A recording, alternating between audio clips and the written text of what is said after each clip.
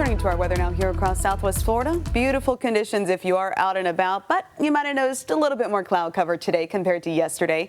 Yesterday we had a lot of dry air in place, not just at the surface, but also low, mid, upper levels of the atmosphere. Now we're starting to see some of that moisture return, and with those warm southerly winds, that's why we're seeing some of those low-level cumulus clouds puff up out there. Live look from the Luminary Hotel downtown Fort Myers, where temperatures are currently at 77 degrees. Dew point, the measure of moisture in the air, instead of being in the upper 40s and lower 50s, that has now risen to nearly 60 degrees. So this value will continue to climb, especially with those winds pumping out of the south heading into tomorrow. I mean, slightly higher humidity, but also with those warm southerly winds, warmer temperatures are on the way. Let's take you live now. Love this shot. This is from the beach. Margaritaville Beach Resort showing off fantastic beach weather. And you can expect that again tomorrow. Kind of a rinse and repeat. Little bit of cloud cover, kind of like we have right now. You see those beautiful crepuscular rays there on the horizon, kind of looking like angel rays there.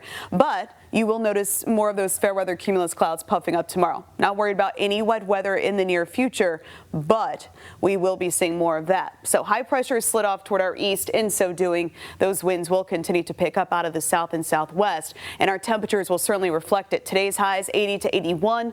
Meanwhile, tomorrow we're pushing into the mid 80s. Then upper 80s are on the way for your Saturday, mid 80s for your Sunday.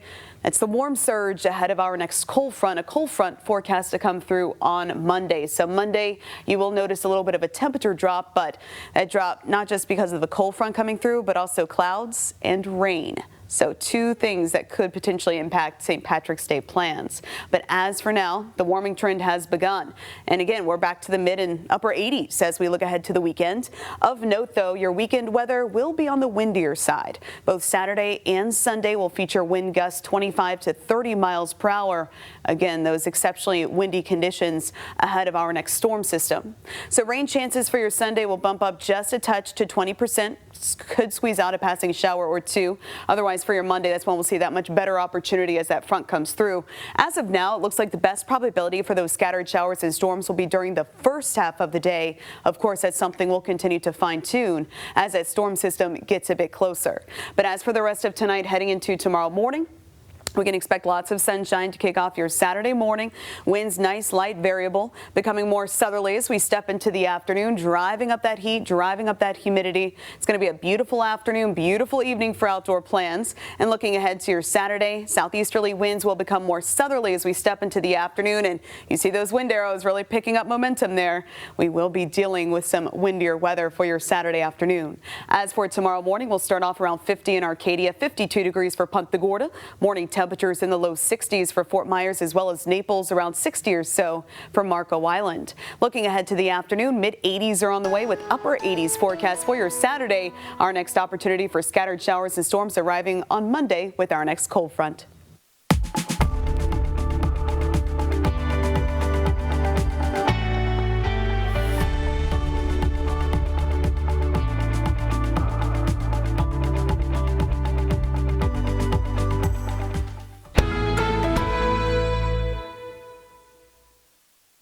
You're watching Fox 4 News, part of the Scripps News Group. Florida could soon become the first state to officially recognize the Gulf of America. State lawmakers advanced a bill that would make the Trump administration's moniker permanent. And that means a lot when it comes not only to state materials, but also public classrooms. Now, what's that going to cost the taxpayer? For more, let's go to Capitol reporter Forrest Saunders. Forrest Saunders standing out in front of the state capitol. Well, the Sunshine State could be the very first to officially recognize the Gulf of America. And that wouldn't just be in state material. We're talking about geographic stuff like maps, but also in Florida's public schools. Take a look. It's big, it's warm, it's the Gulf. But the Gulf of what exactly? With your support, we're going to make the Gulf great again. That was the subject of debate in Tallahassee Thursday. Lawmakers considered this, HB 549, the Gulf of America. It would take that Trump administration designation and make it official in Florida, requiring state agencies to update all their material. Public schools, too, books, maps, all of it in time. Why did you think it was important that you brought this now? Well, I mean, we live in an age of American exceptionalism. I think the voters overwhelmingly chose President Trump for his policies, not just locally, but, the international presence that we have. Miami Republican Rep. Juan Carlos Porras is the guy behind the Florida House version of the bill. Committee by your vote, the bill is reported favorably, which has now cleared its first committee with bipartisan support. I'm feeling fantastic. With one step further to supporting the president's agenda and making sure that Florida will be the first state to officially recognize the Gulf of America, not just in our state's geographical material, but in our school educational curriculum and our textbooks with our kids back home. That last bit originally raised some big red flags with Florida superintendents. They worried about absorbing a major cost to replace all of their learning materials with the Gulf of America. To ease concerns, lawmakers changed the bill. Books and maps now only need that new Gulf name when they're scheduled to be replaced anyway. Even so, I love this country as much as everybody else. I just feel that this is going to create some undue burdens. And so for that reason, I'll be voting down. A couple of Democrats remained opposed. Outside of cost concerns, they called it a waste of time. With all the issues we have facing our constituents, this is what we find important to bring to our 60-day session. We could talk about food, clothing, and shelter. The OG Gulf of Mexico dates all the way back to at least the 1550s, according to NOAA historians. It's about 300 years before Mexico was a thing, getting its name from the Aztecs who occupied the area.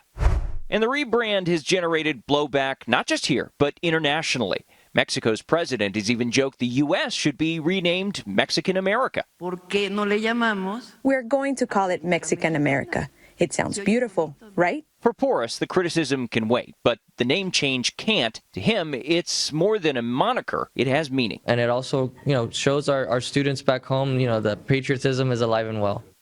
Now, there are several different versions of this bill that are floating through the chambers behind me right now, including one that would just mandate Gulf of America in state code. Nothing else. None of that curriculum stuff. So, will that be the bill? Will this be the bill? Will neither of them be the bill? Or will we have a combination of the two? Well, we're going to have to wait and see. We might not find out until the end of session, which wraps up in May. That's the latest out here at the state capitol. I'm Forrest Saunders reporting. So let's go in depth and tie this into Governor DeSantis' call to put an end to Florida property taxes. Here's what the numbers show. Property taxes currently account for $20 billion a year that go towards public education.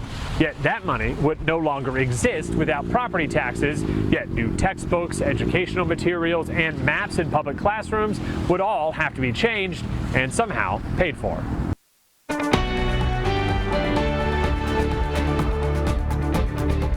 As the Rays continue spring training here in Port Charlotte, the future of the team in Tampa is uncertain. I'm Fox 4 Charlotte County community correspondent Alex Orenchuk, and the team's ownership announced Thursday